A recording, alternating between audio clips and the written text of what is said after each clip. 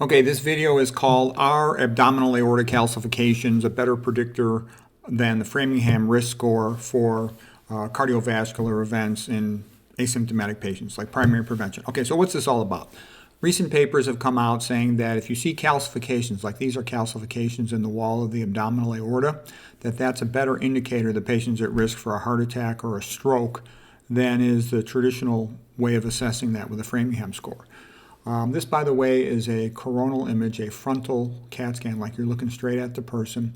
There's a big bulge in the abdominal aorta, so that's called an aneurysm. This relatively dense, white-looking material is the IV iodinated contrast material on the CAT scan. You can see it filling up the renal arteries that go to the right and the left kidney. You can see there's a lack of filling along the wall of the abdominal aorta. That's thrombus or clot. And what I'm trying to say, a key point here is atherosclerosis is a blood clot. The reason why you can't tell the difference between atherosclerosis and a blood clot on a CAT scan is because they're the same thing, okay? So the more calcification, the higher the risk that the patient will eventually have a heart attack or a stroke. And this is being hailed as this great discovery, and so many patients are going to benefit from this. By the way, this is a lateral view, also called a sagittal view. There's the lumbar spine, lower back, and this is the abdominal aorta. This one is done without IV contrast, so the artery is not opacified centrally, and it's lumen. And you can see there's bulky, all the white stuff is bad. It's all calcification. None of it should be there. This is bulky calcification of the abdominal aorta.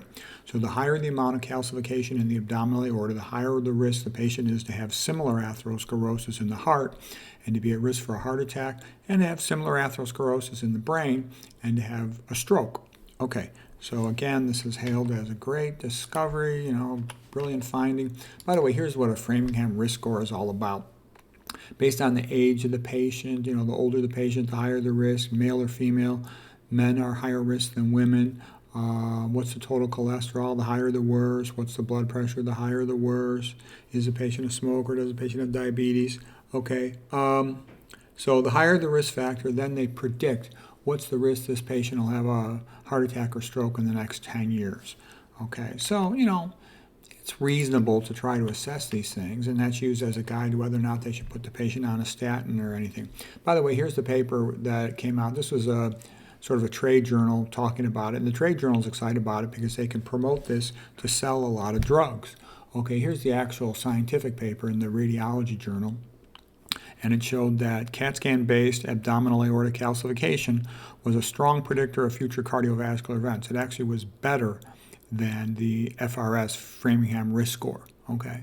And this is a potential for screening patients. So what I see coming is they might use a combination non-contrast CAT scan of the abdomen to screen for abdominal aortic aneurysm and simultaneously to screen for aortic calcifications as predictors of cardiac risk factor, kind of like the heart CAT scan calcifications.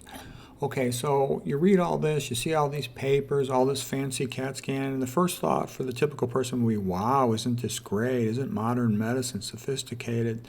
They can predict the risk of heart attack and stroke. My response is the whole thing's a big joke.